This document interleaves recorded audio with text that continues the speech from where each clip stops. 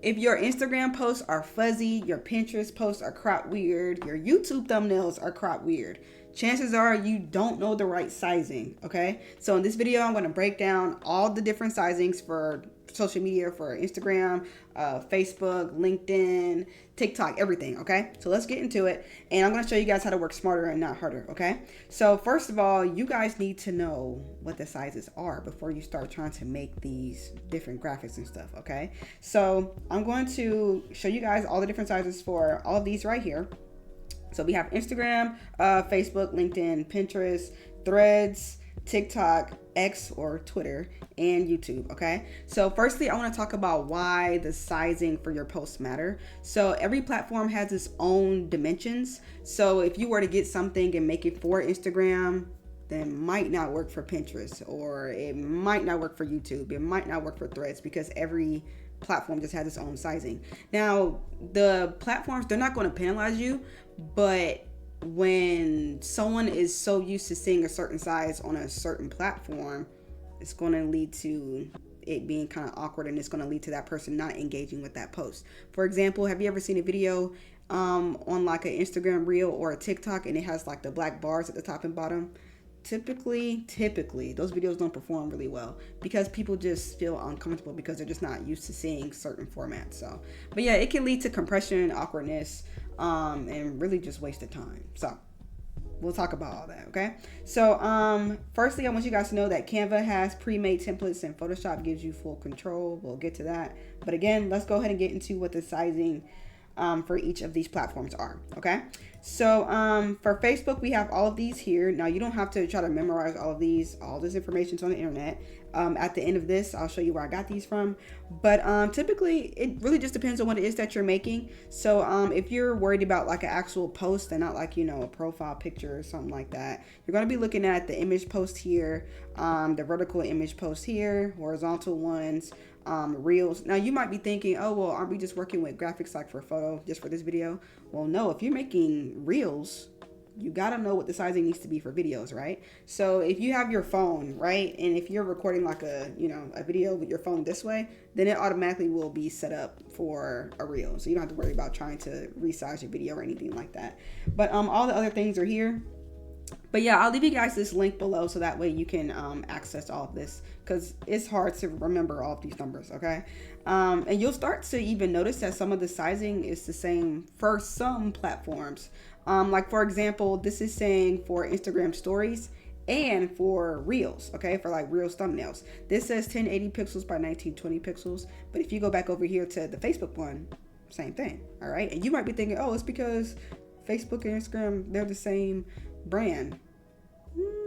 TikTok has the same size too, but we'll get into that. But yeah, so these are some other different sizes. Whenever I'm working on Instagram, I like to work with the taller posts. So notice how I'm saying taller, but I'm not like saying stories. The stories ones, that covers up your entire phone, but the vertical posts like this, those are just like the taller posts that would be, you know, on your feed or on your grid on Instagram. So but you can use the square post. But it's kind of one of those things where it's like you got to see all the sizes side by side to know what's what. So that's why I got the visuals for you guys. And then this is a new ratio that Instagram came up with like this year. So personally, I don't use this one because I mean it looks pretty close to the 4:5 ratio.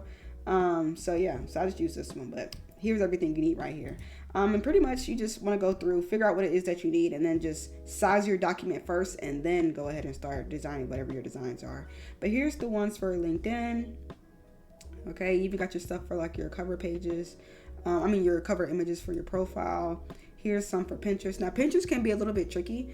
Pinterest, they can accept multiple sizes for post, but it's going to crop your image depending on, you know, what your size is. So this is the highly recommended size for Pinterest posts. So I want you to see this other document that I found here. So this right here, you can see how so up here they're showing you what the square size would be, and yes, it says recommended size, but if you were to put it at maybe like, I don't know, 400 by 600, it's going to end up cropping it to the closest thing that is 2. So it might end up zooming something in. Or, you know, something like this one. you might end up having something to be too high or too low. But these are all the sizes that they can accept. But if you make any like in between numbers, like something in between 600 or something in between this one or that one, it's going to end up cropping it. So but these are all the recommended sizes for depending on how tall you might want it to be. Okay, so it's not like you have to stick to just one. But if you're going to be posting on Pinterest, I really recommend using only this size right here, because when I'm working with my clients, this is the only one that I use. Then again, profile picture, Pinterest cover. So again, you guys, it's pretty self-explanatory. So you just look at the number, put it in the program, and then start designing. So I'll show you how to set it up in designs later. Again, with TikTok, they have carousels now, kind of like how Facebook or Instagram has, where you can like swipe over and see images. So this is the sizing that they're giving you right here. So this is pretty much the same thing as what it is for the actual videos on TikTok. So again, you guys are familiar with this number right here because you saw this for the stories and the reel sizes for Instagram and Facebook. Okay, and then they also have this sizing for carousel images, so you can use either one of these on TikTok. Okay, all right, so here's some for X. Now, these are kind of similar to one of the things on Instagram, but I just really recommend that you guys just study through these, just to figure out what it is that you need. So the YouTube banner. Listen, I get frustrated working with the YouTube banner. So you might think, okay, I can just have this size right here and I'll be good and just throw my designs on there. But depending on what device you're on, it's going to crop it differently. So I have this visual for you guys as well. So if you're on the desktop computer, laptop, whatever, it's going to maybe crop about this much, but on your phone it's going to crop a little bit less. But on the TV, like if you have a smart TV, or if maybe you're on a PlayStation and you pull the YouTube app up on your PlayStation and you're showing it on the TV, it's going to show the entire image. Okay, so don't try to put anything super important like down here on the bottom or anything like that, because it'll get cropped out. So something that I really like to do is I'll go online and I'll just put something like YouTube dimensions, and I'll look up the image, and you can find like a little template. You can get this and copy and paste it and put it in your program, and it'll help you to just align everything so you know what's what. Okay. Alrighty, so yeah, we have the YouTube one here, and this is a website where I got everything from, so I'll leave this link below, and I'll also leave the link for this slideshow below, so that way you'll be able to reference it. But yeah, so all this is brought to you by Buffer. Buffer is a great website to give you any social media information. It talks to you about best practices for whenever you're posting online, how to reach your target audience, how to talk to them. And my favorite thing about it is pretty much they're always letting you know what the updates are on sizes. Okay, so that's why I like to always go back and review this just to make sure that I'm up to par. Okay, so next what I want to talk about is how to set these up in Canva. So if you're here on Canva, you can just go up here where it says create. Now you're going to see some sizes that are already in here. Like by default they have a presentation one, Instagram post, etc. But I want to show you guys something if you want to work smarter and not harder. I'm going to go ahead and click on the Instagram post one. So you guys are familiar with this number, the 4:5 ratio, and then the sizing is 1080 pixels by 1350 pixels. So I'm going to click on that one. So let's say you're working on something and you want to have multiple sizes within this one Canva file. Back in the day, you had to make a whole nother Canva document, but now you don't have to. So let's say, I click a couple, and I go and look at everything, and I'm like, okay, I got those 3 sizes, but maybe I want to have just some square post, like a perfect square, which would be 1080 by 1080. Then what you can do is you want to go back here and hit this little arrow, and you can hit social media, and it's going to show you some more, the template sizings for it, right? So I see this one, so I'm not looking for this one. I'm looking for one that would say 1080 by 1080. And actually, I am not seeing it. So if you got to type in a custom one, it'll let you. So I'm just going to click right here on more. I'll hit custom size. Make sure the unit of measurement is in pixels because that does matter. Okay. So for the width, I'll just put 1080. For the height, I'll put 1080. Then I'll hit create new page. And now I have that one in there. So maybe I want to have a couple of square ones. Okay. And this is great because let's say you start designing on this size right here. And then you're like, oh, I got to make another square one for another platform. So you can just go in here, get all of your stuff and copy and paste it, and then put it onto the square one and then just rearrange as needed. Okay. Instead of posting the wrong size and having it to crop weird, because I hate when that happens. Like it kills me. It kills me. But yeah, doing this method is perfect for if you want like carousel posts. But yeah, so there's all that stuff. Okay. But that's pretty much how you would do it in Canva. You can put as many in here as you want to. If I want to go in here and put something down for Instagram story, I can click on that one. Now you see this one's even taller. So I keep going back so you can see the difference in all the sizes. Okay. And something else that I highly recommend too is that when you're making all of your different designs, go up here in this little section right here where you can add a page title and put this sizing of it. Okay. Because sometimes when you see all these next to each other, your eyes might start running together and you're like, they kind of look like the same size. So let's say this one is about donuts. So I might call this one donuts, and then in parentheses I'll go ahead and put the size. So I could put something like 1080. This one is 1080 by 1350. So I'll do that. And then for another one, for like a square one, maybe like this one, I'll go in here and I'll just put the sizing for that one 1080 by 1080. So that way, as I'm scrolling, I know what's what, and I can see everything here all at once, and I can see what the sizing is. Okay, so that's just best practice in my opinion. So I'm able to tell what's what. Okay. So again, this is how I would do it in Canva. So let's say you had your designs on here. When you get ready to export all of them, it lets you export them and have all the different sizes all at once. You don't have to only download certain sizes at one time. So I can go up here and hit share. I can hit download, and then let's see, I got PNG selected. Well, mine's not gonna let me because I don't have a design on here. But if there were designs on here, you would just go here and then hit download. Then you'll be good. Okay. So that's how you do it in Canva. So again, Canva does have a free version. If you want to use a paid version, that's fine, but you can still do all of this for free in Canva. Okay. So now let's go to the more advanced people. We're going to work with Photoshop now. So with Photoshop, you have a lot more control for sure.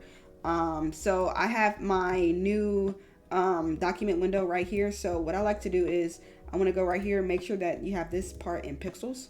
I'm going to change this to really, it's whatever size you want to start off with. So I'm just going to do, I'll do 1080 by 1920 this time. So that's the sizing for like Reels, TikTok, Instagram story, Facebook story. That's what size this is for. Okay. So I'm going to do 1080 pixels by 1920 pixels. Resolution, I'll leave that at 72. I'm not going to check artboards because I want to show you something. Okay. So I'm going to hit create. So if you ever have worked in Photoshop before, you would just have only your one document right here. And if you're working with a lot of different sizes, like I was saying earlier with Canva, you want to be able to see everything all at once. So if you don't have any artboards, I'm not saying canvas, I'm saying artboard, big difference in case you don't know. But yeah, so if you have artboards, it just makes everything a lot easier. So I'm going to go up here, I'm going to hit where it says layer, then go to new, then I'm going to hit artboard. So once you click on this, you'll get this new window right here. It also has presets in here for you. So I have 1080 by 1920, even though it says Android, ignore that. As long as your numbers are good, then you're good. Okay. You could just name this whatever. I'll just call this one cookies. I'm hungry, clearly, like, oh my gosh. Okay, so now you'll see that this will look different. You'll have these plus signs all around here. So and then if you look over here in your layers panel, you'll see this little bar right here. So that's just signifying, hey, this is an artboard. Okay. So let's say if I was to put something on this, I'm just going to add a new layer. I'm just going to get my brush and I'm just going to draw a little line or something. Okay, so let's say I have this right here. Now if I wanted to make another artboard, there's a lot of different ways you can make a new one. I like to just get my move tool. I'll click right here on my text and then I'll hit the plus sign. So now I have another one. So you see how easy this would be. If I zoom out, I can see all my stuff at once.